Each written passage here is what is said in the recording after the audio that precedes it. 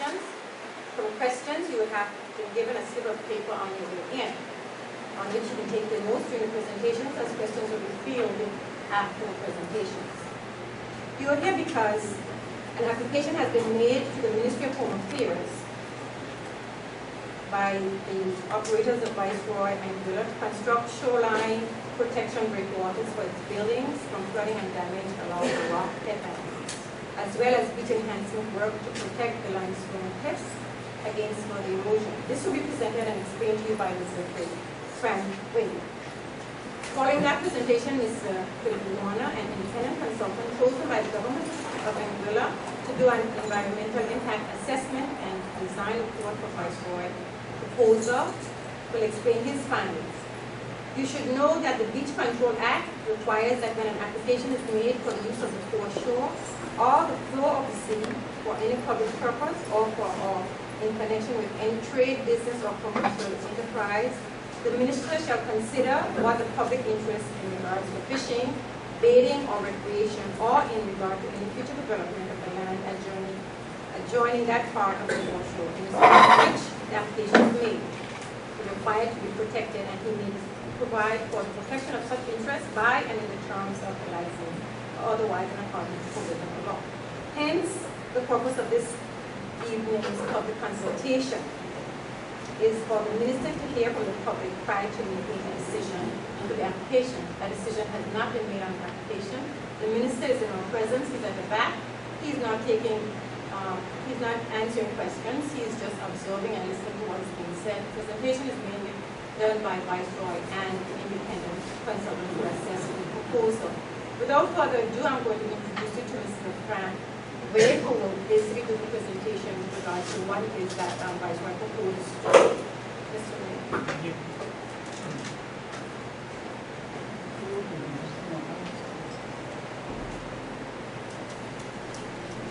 My name is Fran Way.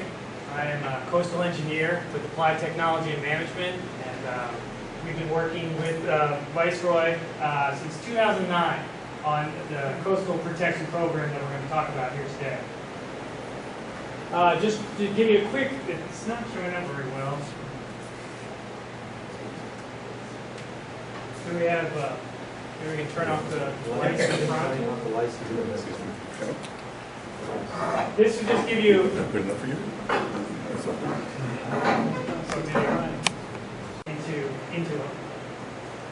Into our analysis. How long did you say that was on? 5 years.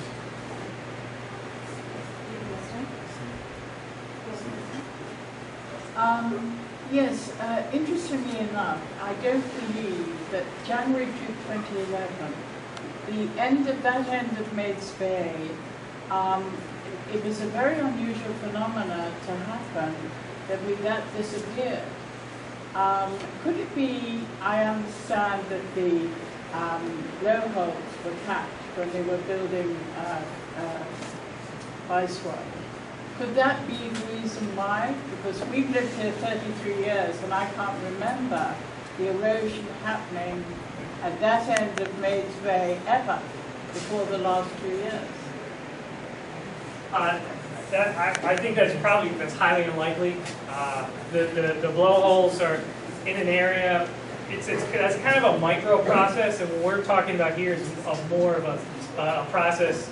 Yes, the blowhole feature. It's obviously it's occurring off a headland.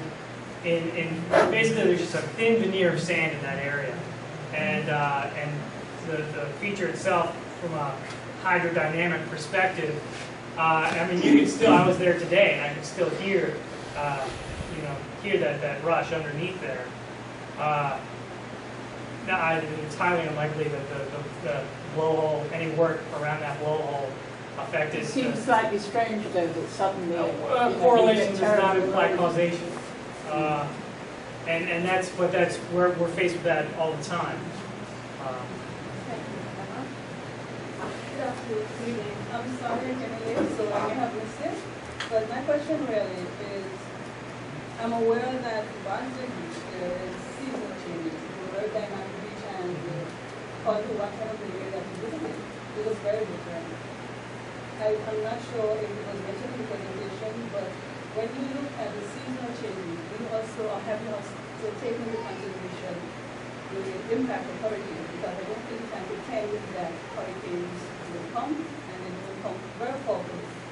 And are these breakwaters will they be able to minimize the impact? Well, they may be able to minimize that how much? And I know these are, I'm asking precise questions which you may not be able to answer. But what I'm really asking is, if a hurricane does occur, a strong hurricane, and a beach ends up looking almost like that, we know that it takes a lot longer for the beach to build back than to be destroyed. The breakwater may not be able to prevent its destruction, but will it affect its rebuilding if it is needing to be rebuilt with sand that is being taken away in a dramatic phenomenon?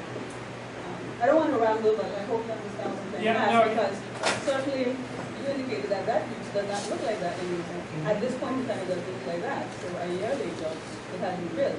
If breakwaters are there to protect it, or to protect your beach on an ordinary kind of day, that it does not protect it from a hurricane, how do you know it will be built back if they are destroyed in a hurricane?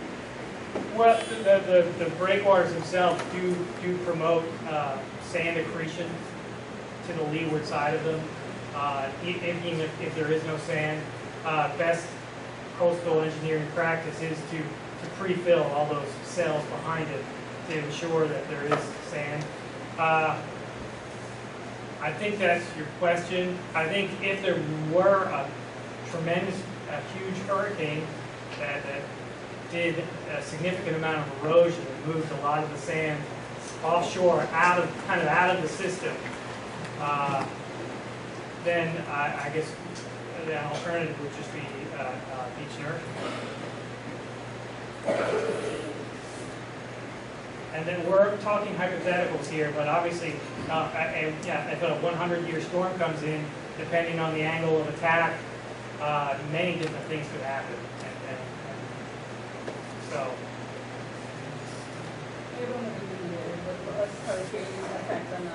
Right, and the late season ones like Lenny and Omar and Luis and the ones that are tracking right towards the coast here, those are definitely, and the late season ones do seem to be occurring. Olga, Omar, yes. So that's definitely something we looked at.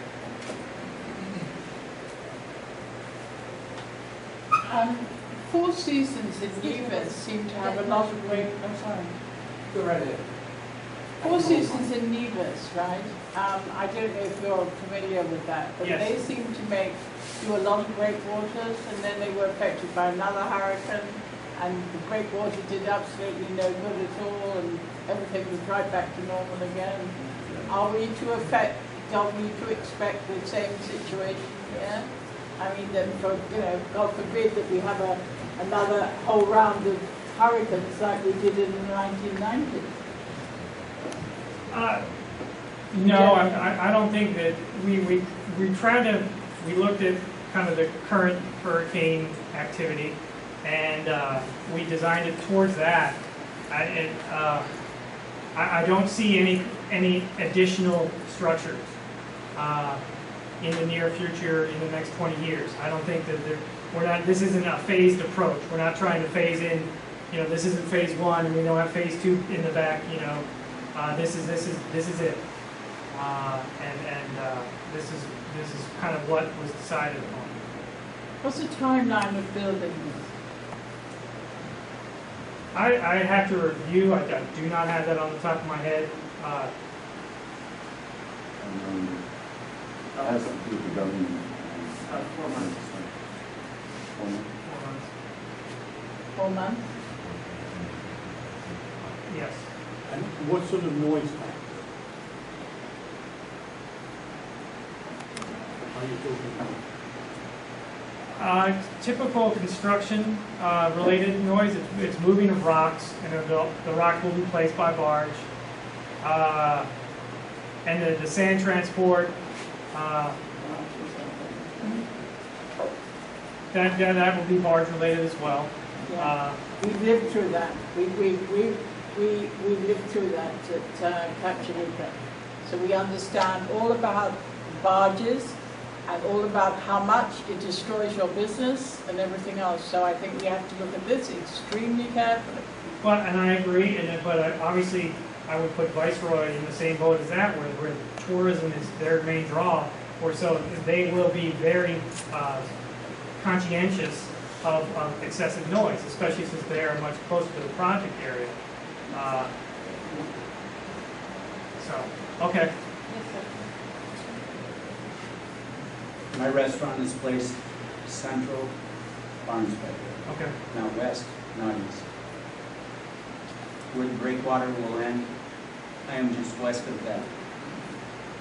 You're talking about dissipation, you're talking about no divergence from Leeds Bay.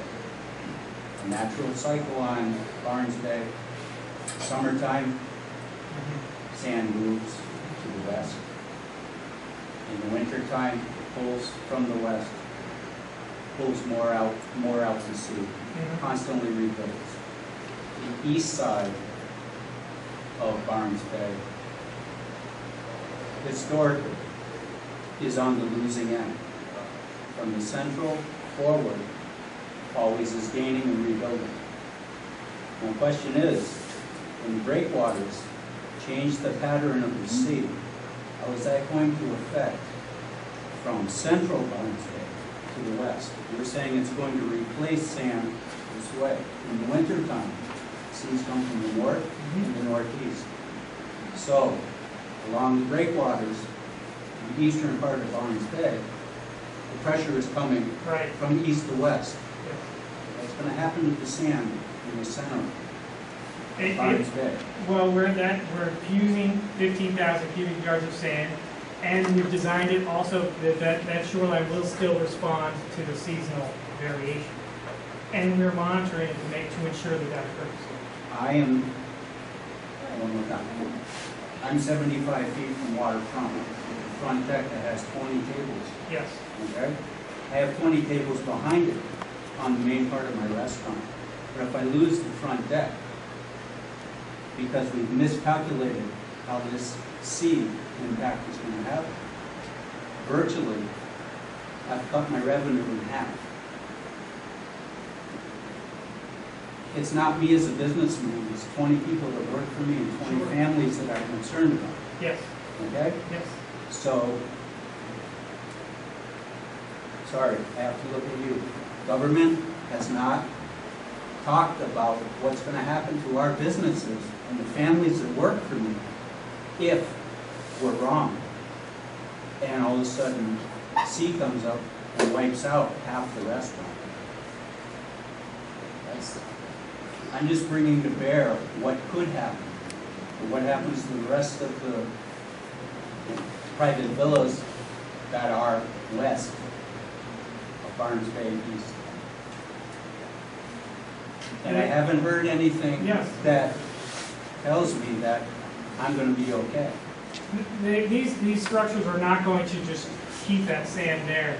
The transport, it will slow the transport out of that area, but adding in, overfilling, putting that 15,000 cubic yards of sand in there, and monitoring for the next 5 years, it's not going to be something that happens overnight. Excuse me. Monitoring is not going to help me in the 2-week process or the 1-week process that we have high sea on Barnes Bay, and sand is completely gone. And then it starts affecting the front deck of my restaurant. Because now, with no breakwater in place on Barnes Bay, sure, I've been in business for 17 years on that bay. We have had sea come up 3 times underneath the deck lightly. My concern is that it's not going to be lightly. And then one night I'm going to come and beat no deck the next morning. Okay. Do you have a slide that shows where the breakwater is going to be come off? Yes.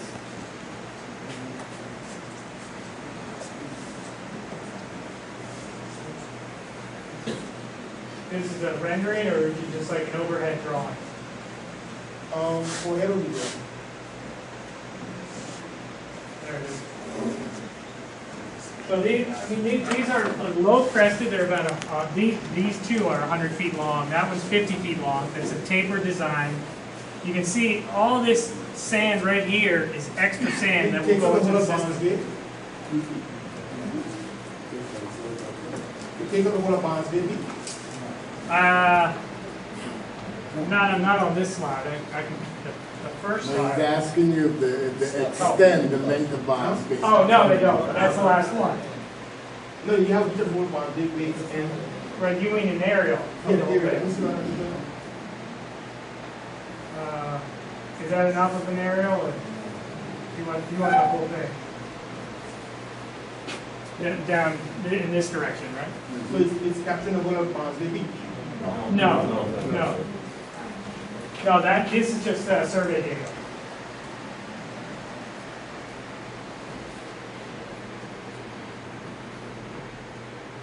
And this is the last one, breakwater A.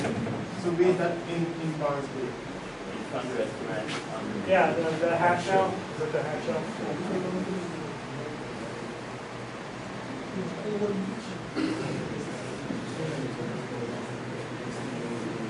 Look at the one way up there.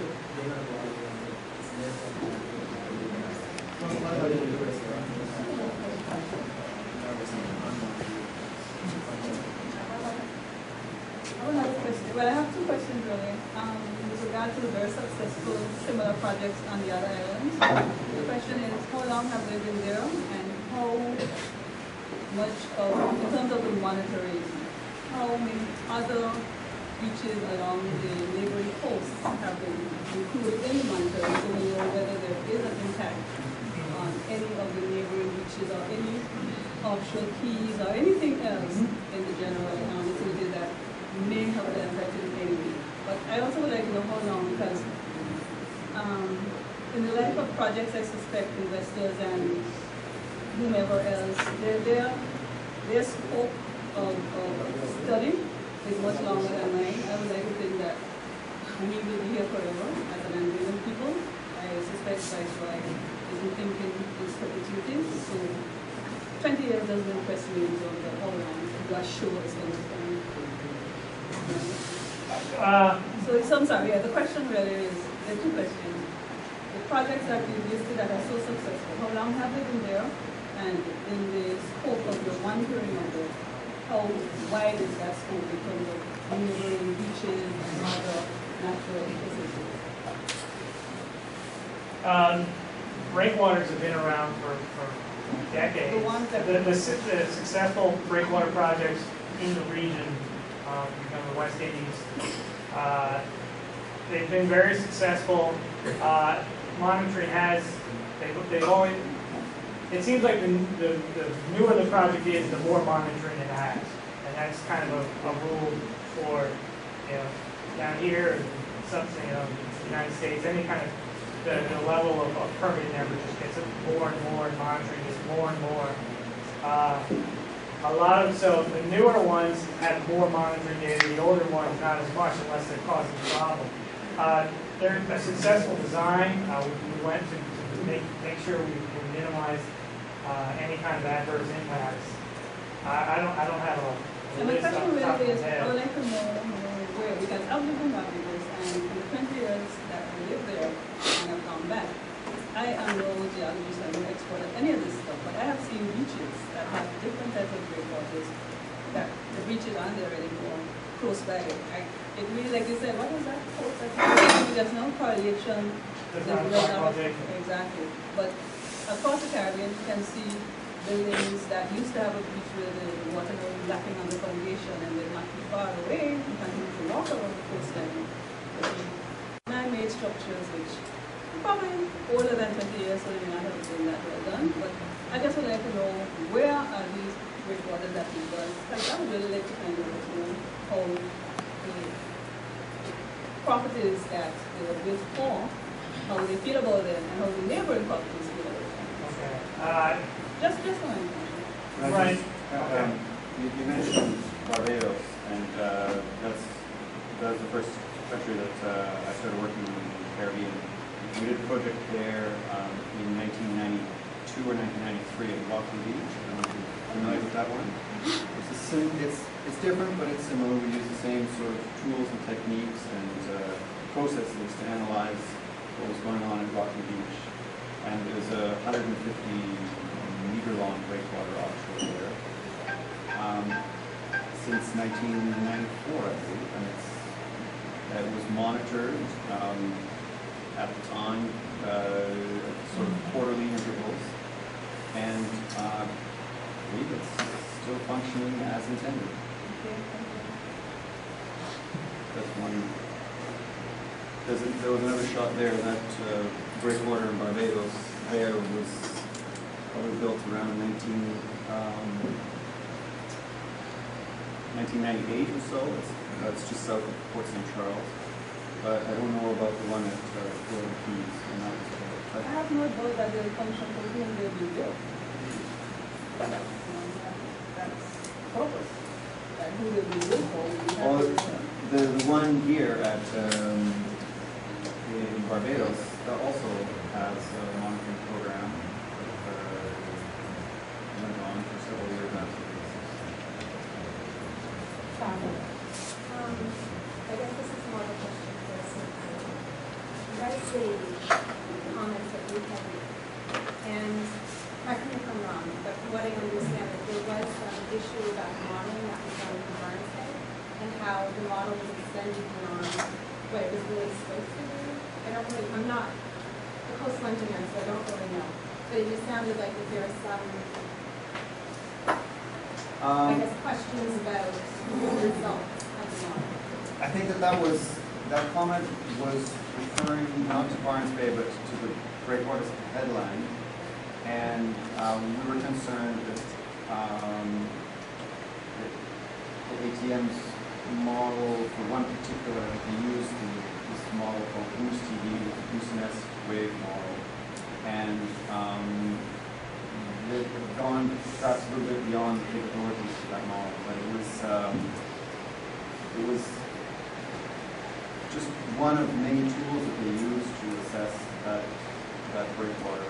And I think the more successful one was this model you spoke about, this called COBRA, which predicted how the waves would be tripped by the breakwater. And that one worked quite well. Did that answer your question? Sitting there listening, I think the project seems like a pretty good project. My concern is their concern.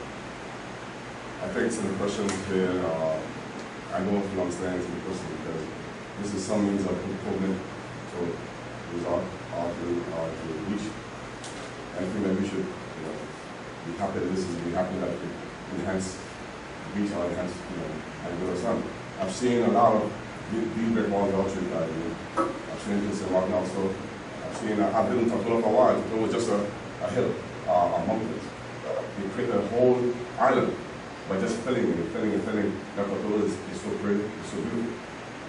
This, I think, this is the enhanced Western. Western should be, instead of value being capital, Western should be capital. So we should try to enhance Western. I think this is making better. But their concern, another study should be made to when the water hit the great wall. Will it go to the left, to the right, or will it go back, or will it die there? That's his concern. I think it's a good concern. But overall, I think it's a good project. It's really making Anguilla better. Add on to it, make it better. So, questions are good, but some of them, we are made of fun. Our question is that I've seen shows they watch there. Right now, it's watching there on the eastern side. There's no building around here. Absolutely the same thing. I mean, it's out to that. So, who's not talented? So I'm saying, I think it's a good project. But I think their concern is where the water is going to go after him. Without transiting that instead of the transit instead of using the water to stop the waves. What question? What are alternatives look at? Alternatives.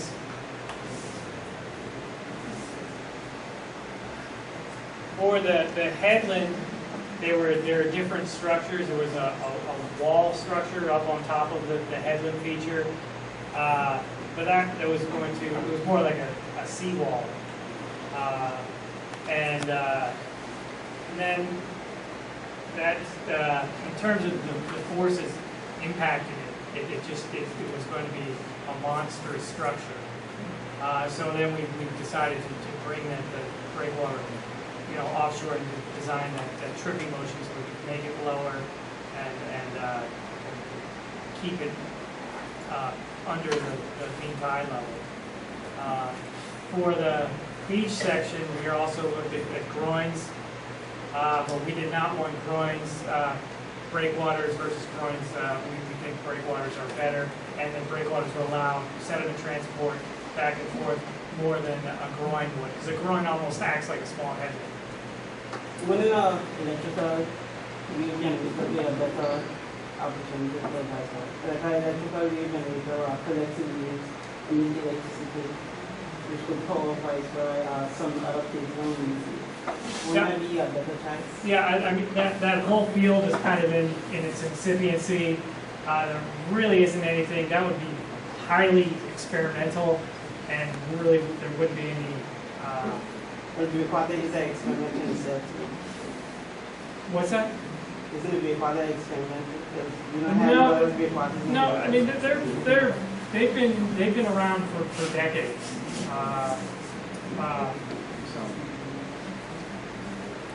Okay, we talk about what we're going to do right now, but let's talk about the genesis of this reasonable reform, because we have a significant investment that price for. The biggest thing to do is to protect our investment that price for. Because without that, everyone in here knows right now the impact of having Viceroy in Anguilla. It's a stabilizer. Without that, in 2 years, if it's gone, it's a bigger loss. And any effect on that reform.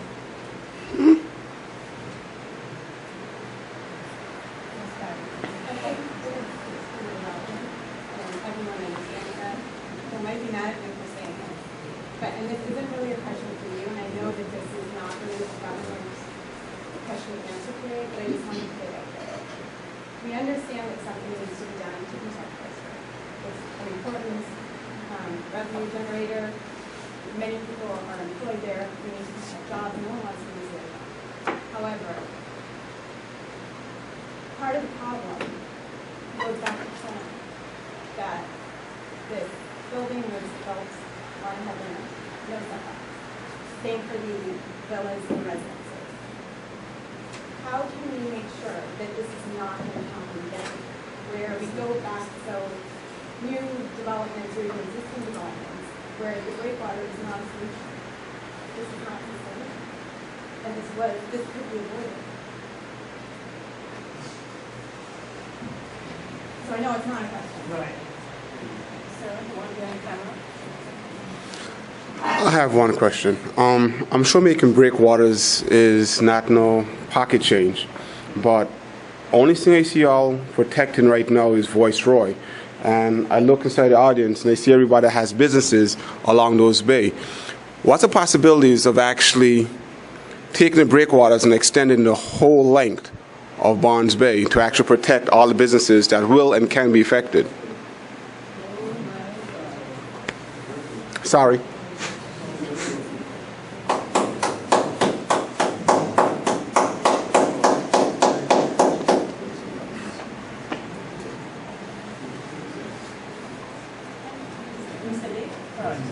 That's another question.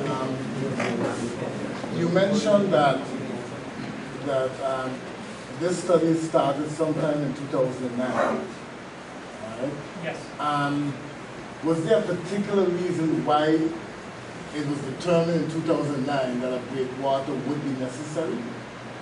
And I have a follow-up question after you answer. I mean, the same conditions that are occurring now were affecting the site in 2009. The east end of Barnes Bay has continued to be erosional, more and more erosional. But the breakwater, ground sea effects were occurring back then as well. is that erosion or sand movement? You can be careful. Erosion means that those mountains or those hills are coming down sharply. So is it sand movement or is it erosion? Well, I mean, you're drawing, you're saying sand movement and erosion are different. Yes. But obviously, if the sand is moving offshore out of the system, I would consider that erosion. I can produce something that shows that 44 years ago, the beach at Barnes Bay looks exactly the same as it looks, probably not today, but at some point in time in the recent past. But that's something we can discuss. The other question is, back in 2009, all right, early 2009, when certain parts of the project were being built, all right, there were certain things happening at that time, all right, that should have told Viceroy that, for example, cobalt could not be built there. I mean, I have seen pictures where the workers at Viceroy, the people that were building and building cobalt in the foundation stage, were actually at scaffolding, all right, are actually standing on the rock as well, tied in by rope, and the waves were coming in and crashing into them and knocking them down. Shouldn't that be in the stage where Viceroy said, listen guys, I don't think this is going to be healthy for a resort, and therefore we shouldn't build this there?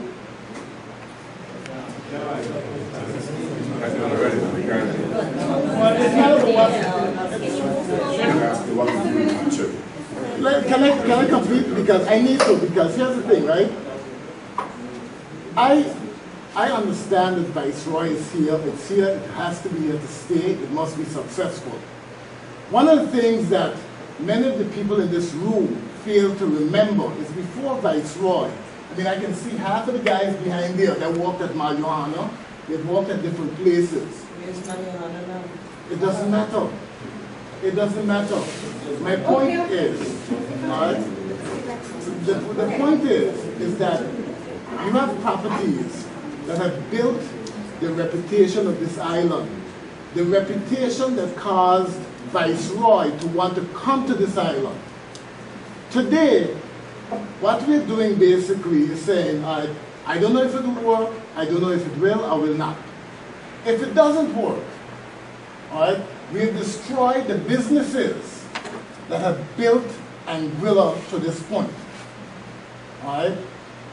In the past 3 years, Viceroy have operated. Today, they're one of the most successful properties on the island today. All right? Without a breakwater. All right? Why are we risking this when we cannot make a guarantee of what will happen to the other properties? Secondly, if Viceroy stands behind what they're doing, I would say, and I would admonish the government to ensure that Viceroy puts a cash bond in place, all right, that in case something happens, all right, all the businesses on Lees Bay and Barnes Bay are protected. And if in case, like any, I mean, and I'm not asking that this should happen, but just in case it does, and the beaches are wiped out or whatever, that money can be used to repair the businesses or whatever, or to even remove the breakwater, because I can guarantee you that after the breakwater goes in, if it goes horribly wrong, Viceroy will not put the money in to take it out. All right? I think hindsight is 20/20. There's a reason why people say that. But we can sit here and if I could have, would have, all day. We have to look at the facts. Viceroy is there.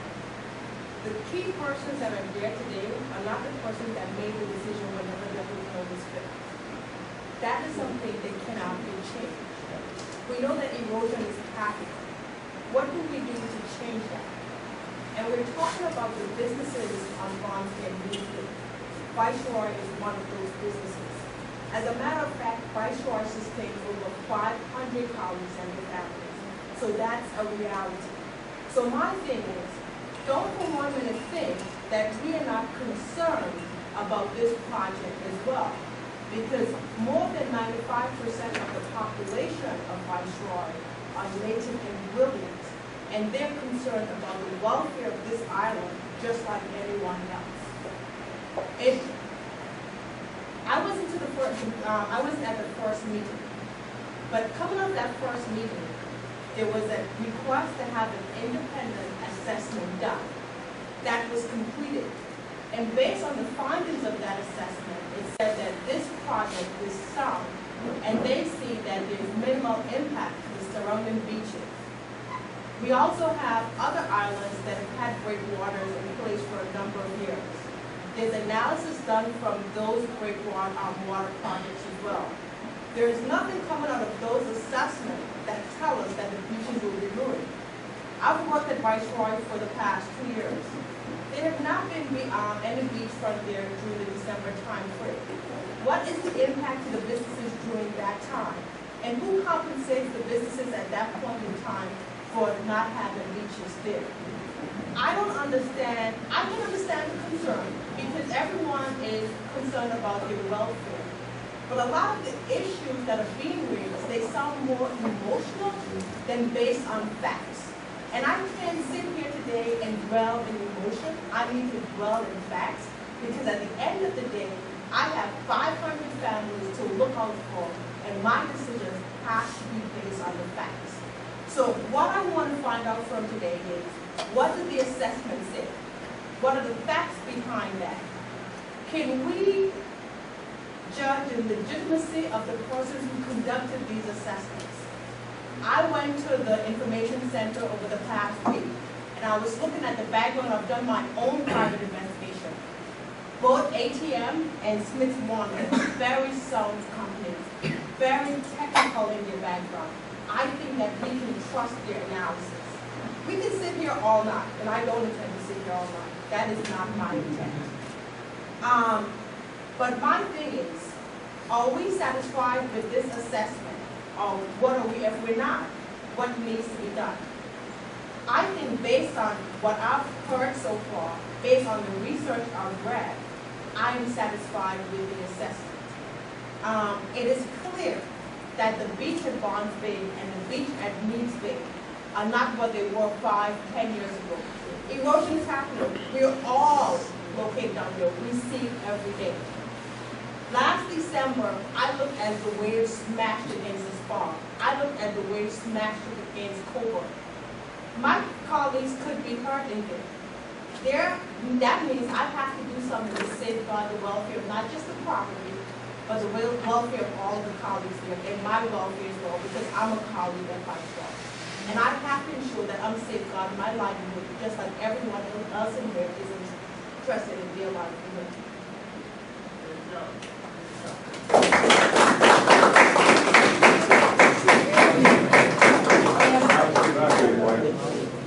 Points of limitation. When those windows were smashed at Clover, breakfast there at Clover, and one of the Viceroy engineers came over, to me and asked me, what is this? We're going for this project. Immediately, I told him the borders, breakers, the South Valley. Immediately I told him that. And I mean, it should be put in place. And I think it will protect the entire beach in Destroy. But I still, still need to find out whether the water will subside, go back, go inside this. But I think to the gentleman who was doing the presentation, I'm sure you've been to many meetings like this in building other breakwaters in other parts of the world. And I guess my question is, do you hear a lot of people asking for mitigation to put in place by government or by a developer putting these in the event of damage? And in the case, earlier when I asked my question, you had mentioned the United States as far as having done projects there as well. Is that something that's traditionally done from a municipality, requiring it of a private developer or from anybody else doing it? I mean, is that something you hear more often than not? A contingency plan, something? I mean, I'm asking both of you. I can't really say that. I only really have working experience in the Caribbean. Maybe you hear it in the Caribbean. And I'm just saying, I only have working experience in the Caribbean, and I haven't come across coastal projects that require anything more than a thorough monitoring program. We've been involved in projects going back for 20 years. That's the extent. I can't really speak to the states. I'll let Frank speak for that. Public hearings are actually very similar in the United States as they are here. A lot of people get very passionate about beach issues and structures on the beach. And yes, there are some states that would require, it doesn't have to be a bond, but sometimes they will require Insurance policy, something like that? it's a financial assurance letter. And then they have to, North Carolina and South Carolina both do, for coastal structures. For some coastal structures, in many cases, I don't know any other rules or laws. In Florida, you do not have to do that, but there is mitigation in place. And I would have to go and look. Don't quote me on that one. I know North Carolina, South Carolina, they do sometimes require it. Thank you. Let me just clarify what I was saying. In addition to the monitoring, would be some mitigation measures. So in the Caribbean, you do have monitoring requirements and then mitigation. So if something happens, then the owner will be held. The developers. So the proponent will have some obligation, which is exactly what is being recommended here. And I did not go look at the document, but was that monitoring plan part of that? But can we see it, I guess is what I'm asking. Or can the folks who might be concerned take a look, since it is I believe it's a 75-page document. I need to read through it. At the beginning of this is a process. The Beach Control Act requires that we have consultations. We gazette and we put documents, we make them available for 4 consecutive weeks. We've done that. Right. We have to put a stop at some point. This is the application stage. The next stage would be whether or not the license is granted. Now that stage, there are some people who do that. So with regards to getting you a copy of whatever. Putting it online. Well, I can't do that. You can actually probably go to Vice Roy and you can copy that. But I have a prescribed mechanism which I have to work by. And that would be that you had 4 weeks, and the 4 weeks it was available. Oh, no, I understand that. Yeah, but my question was that document part of the documents that were presented? Yes. Yes, okay. That was my question. And the next availability to see that would be that if the government grants a license. And I want to reiterate, a decision has not been taken with regards to whether it is yes or no. And so the whole purpose of today's exercise is to get all of the valuable input that the minister needs to make an informed decision. And so far we have gotten a whole lot of different views and different perspectives and ways to go into the consideration that we have. Yes. Do you have any start dates of when you're going to start this venture? Sure. Me? Well, first of all, we can't progress this until a decision is made regarding the application. We are supposed to be at the consultation stage. So until there is something to actually give them, say yes or no, they can't move. So they cannot be a timetable. Off season. I can answer that. At this point, we've not made any plans to do anything until such time as the license is granted. We've not done any pre-work or signed any contracts or done any work to start moving rock or to begin moving logistics into place. Until such time that a license is granted or not granted, at that point, we will look at what the process would take to be under the road right now. Is there any plans for Anguilla to be employed? That I don't know. I'm asking those who charge, is there any plans like this? If that's not in the planning, then that should be questioned. No, I would say the same with what we did last year for the enhancements. Our first plan is to always engage any locally local and growing companies that are qualified to do the work, and they have the ability to do the work and have the resources to do the work. So first and foremost, we will learn to do it. This is obviously a highly specialized, to drop a 4-ton boulder off a barge at a precise spot, I assume takes some time. Now, I don't know. No, he already asked my question. When the bacteria levels rise high in the area where the water is placed, like bacteria levels rise. No. Because I live in forest where it has like a natural breakwater. And it has like one place people call levels 9 below, so I know. And they say that the breakwater is the reason why the bacteria, that there's so much bacteria in that area. So I want to make sure. No, I mean, a fecal coliform is usually related to stormwater. So if there were stormwater outfall, and especially after rain, and then I'm not sure flushing related, that there's not, these breakwaters, it sounds like the breakwater you're talking about has some sort of effect on flushing. And then these do not.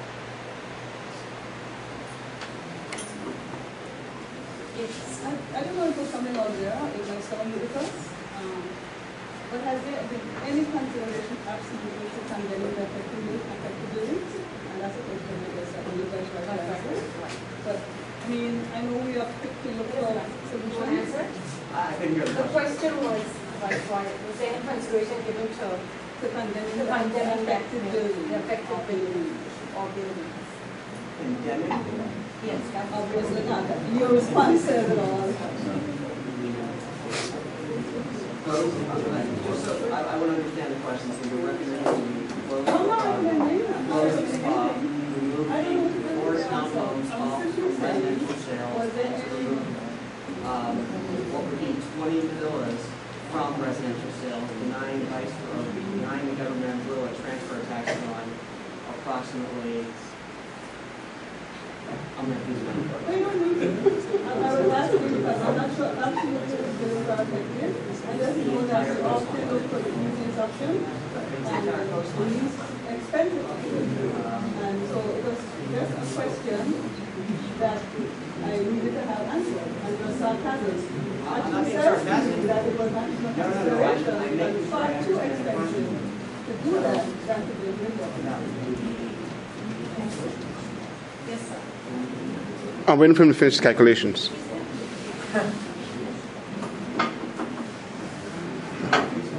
Okay, back to my first question. What's the possibilities of actually putting breakwaters throughout Barnes Bay just to protect the whole entire beach? That's a question you need to ask Vice Roy. I don't know that as of yet. They might be, so I'm just. But it might be cheaper to put breakwaters versus condemning the buildings. After all, it's a whole coastline. Possible. Is there anyone here that can actually answer that? If not, I'll just move on.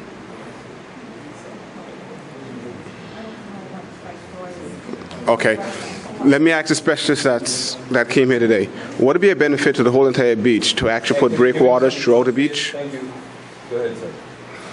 Thank you. The western end of Barnes Bay, it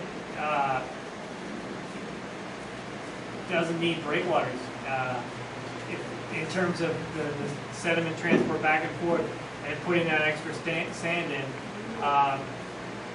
we think that area has remained stable to accretional, and it will remain to do so. And we will continue to monitor to ensure that. I mean, obviously putting detached breakwaters all the way down Barnes Bay, that is an alternative. Why is it a benefit?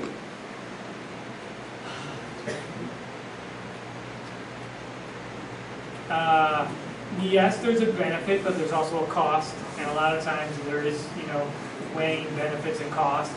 I would suggest, by the way, that if any of the restaurant owners are interested in extending down Barnes Bay, we're taking on our part of this, assuming again the license is approved. To the extent that it's localized and it's moving forward, if you guys want to go in and pay for your part, and some of it will be cheaper because we're already mobilized. That's insensitive. That's an insensitive answer. No, there's a chance that he's trying the other side of the beach, right? And he says he's willing to pay for his part. Come on, that's insensitive. I'm looking at my time. It's now 9 o'clock. I've been at work from 7 o'clock. So it's kind of getting hot. So if you have some questions that is directed to the coastal engineers up front, I would like to hear those other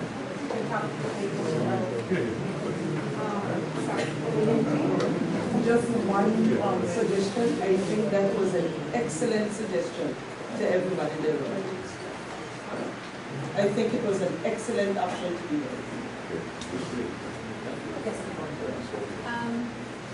I don't mind staying. I would really like to hear what Joe Roy's presentation. I think it would be good for anybody who's interested. Anybody who doesn't want to stay. I will put my stuff in the newspaper this week. Okay. All right, but then we'll answer.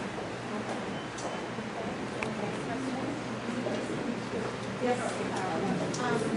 BTM, sort of speaking, is that you would be doing the monitoring? I'm assuming BTM would be prior to the construction? Breakwater? The construction?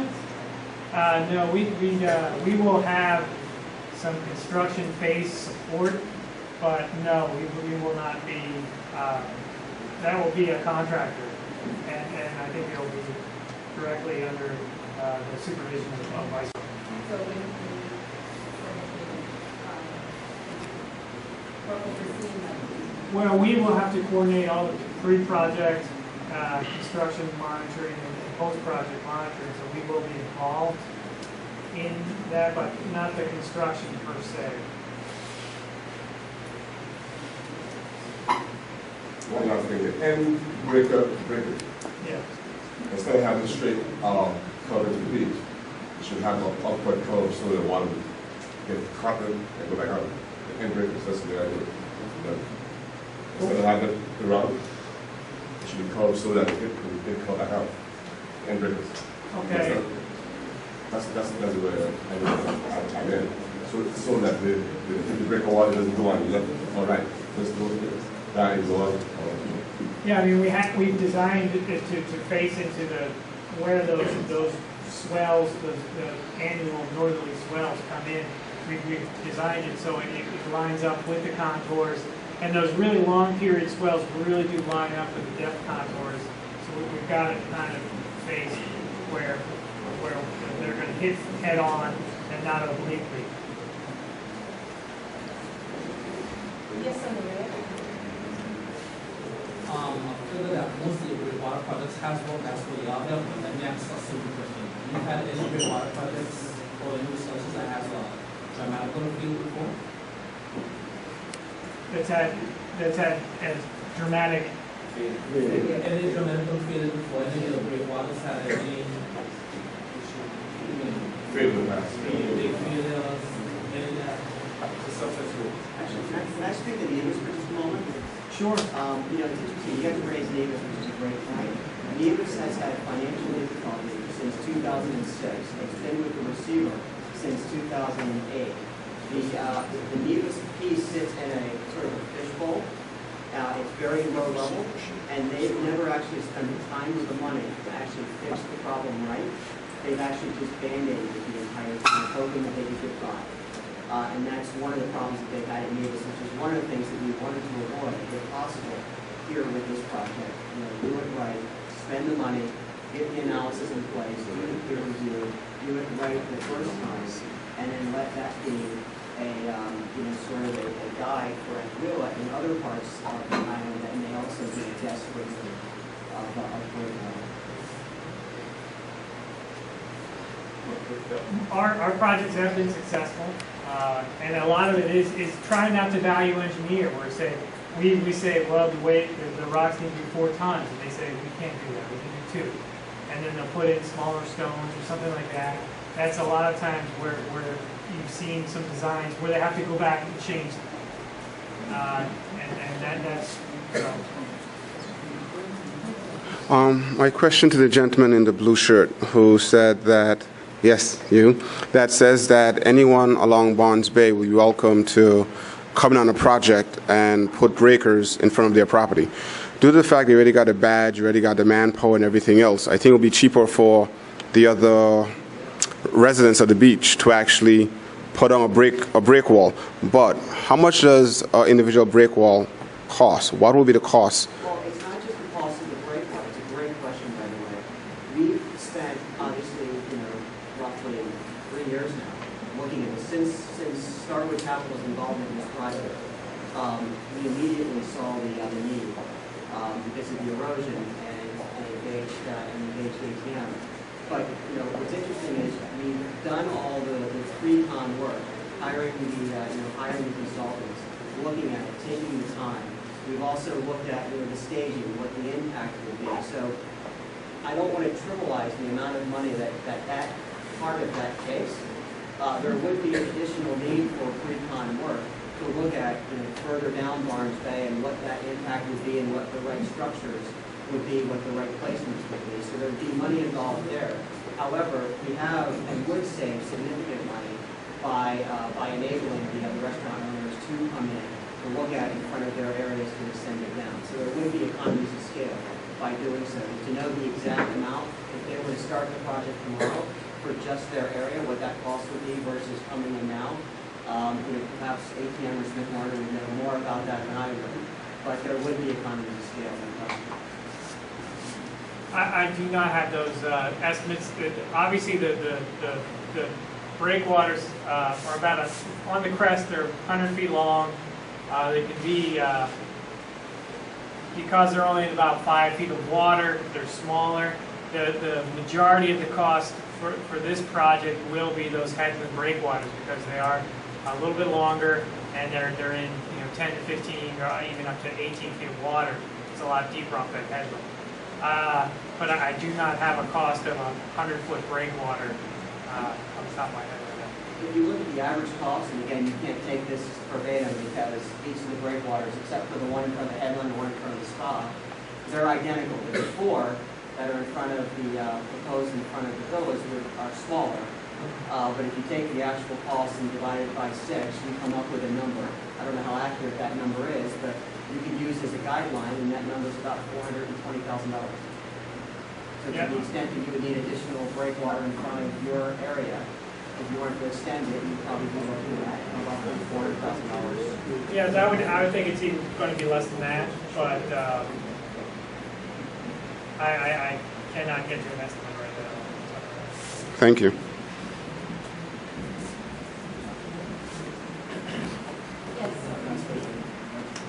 Breakwaters have been positioned right to go around the other side. Let's say you went away for a year in the construction phase and come back. Your hours went straight up to the beach. Would be anything to guide you so that there's something here fearful with the breakwater, with the light or anything to signify. In terms of where we're... some breakwaters. Markers? Yes. And are you talking navigation, or are you talking in terms of surveying and making sure? Navigation. Navigation. People go the other side and do it yes. for a year, they come back, they run into it. Lights on the headline breakwaters. Yes. There are navigation. Navigation lights on the headline breakwaters. The other ones are at the shoreline.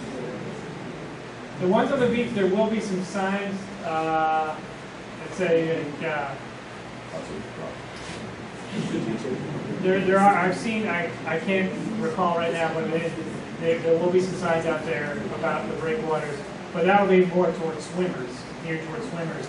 Whilst the ones off the headlands will have markers related for boaters.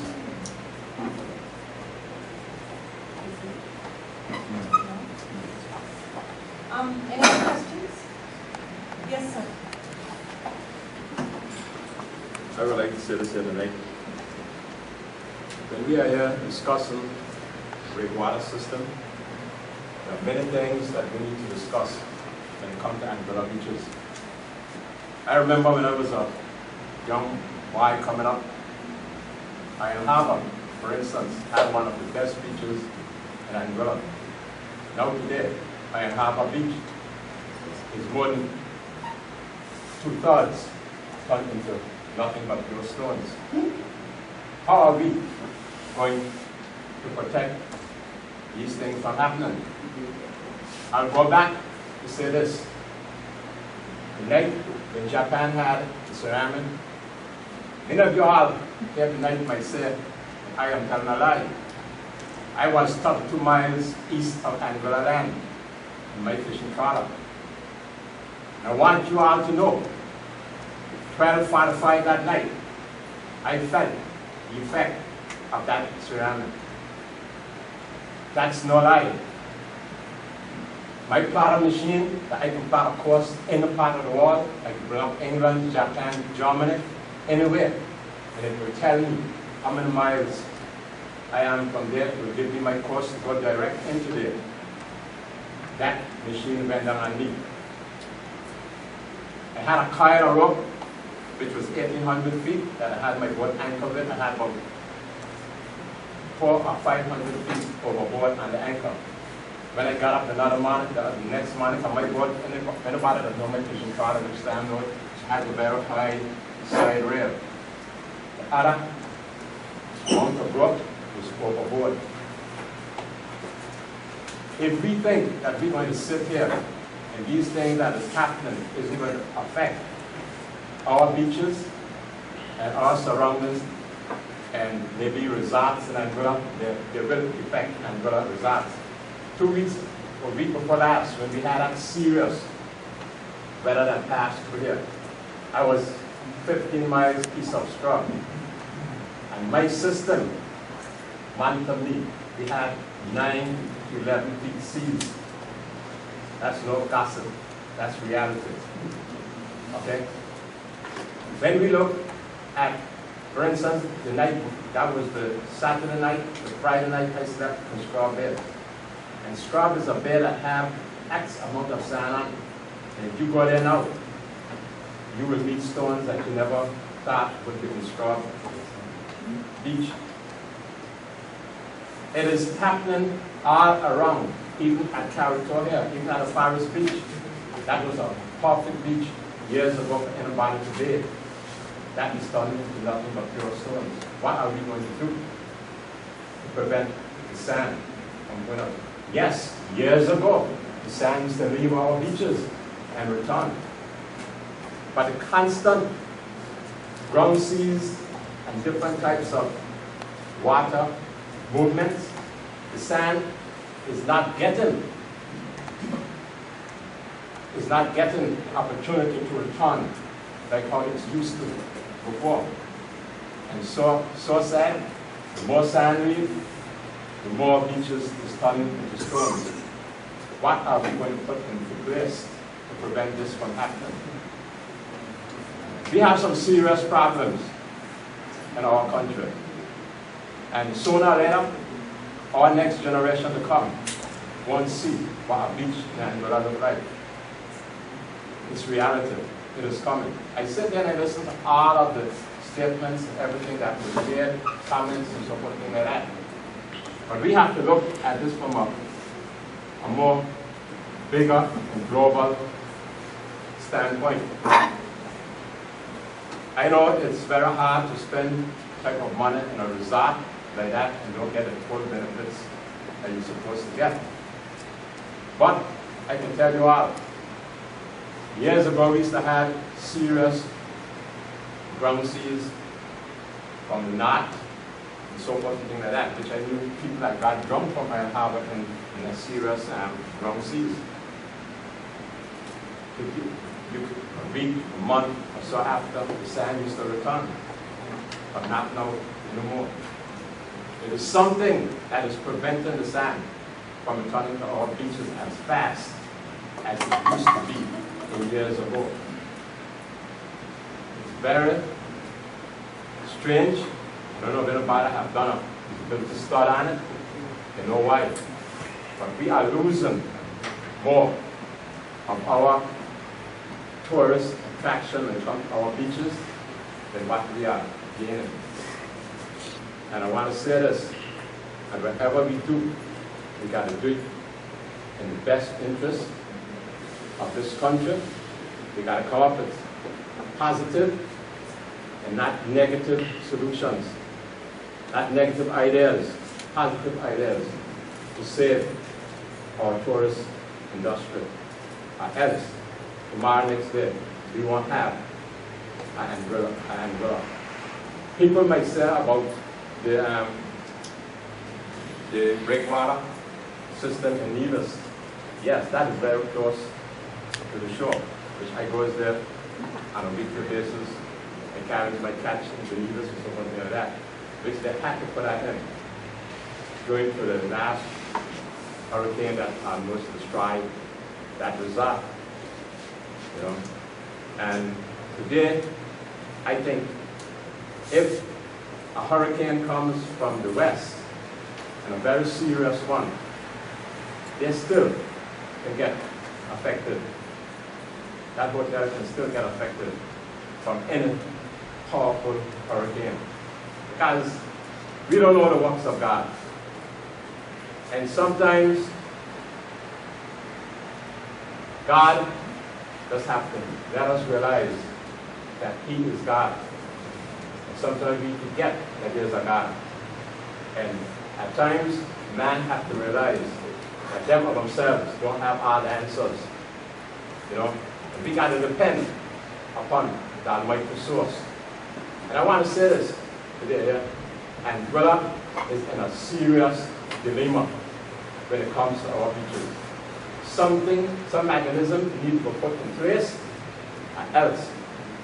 Tomorrow next day, if you look at Shore Bay right now, go to Shore Bay, go to the foot of the beach, and walk on the sand. And you will feel that sooner or later, the stones there is about to start keeping up. And that is one of our prime beaches, tourist attraction. We are in serious problem. I know it had two lovely little bays to the north of Anguilla, and the point. You go past there now, it's almost completely to the stone.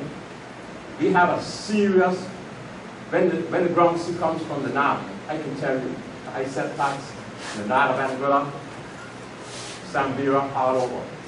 When you over there, all around the Caribbean, I've set packs in Nevis, Sinkers, nowhere hits a more dangerous ground sea than the north of Anguilla. Thank you, sir. Thank you. I want to thank each and every person for coming out this evening, despite the inclement weather, and for your contribution to this consultation. All the points were well taken, and I'm quite sure the minister will take into consideration each and every perspective that was raised today. I want to thank the presenters, Mr. Fede. I also want to thank Mr. Craig Warner for coming to the presentation. I want to thank you for coming again. And have a pleasant evening. I forgot, one of the things I forgot earlier was to circulate the register, because the register is required for the Beach Control Act, and I didn't do that. But I think somebody is actually sending one around, so please, could you please on your note, just sign it and make sure. That's what I'm asking you, but I need to have one for me, so you can, since you have voice word sound, I can add that to the general public one that says, and it's around. Okay, and thank you again so much. And good night. And 6. Sign the please.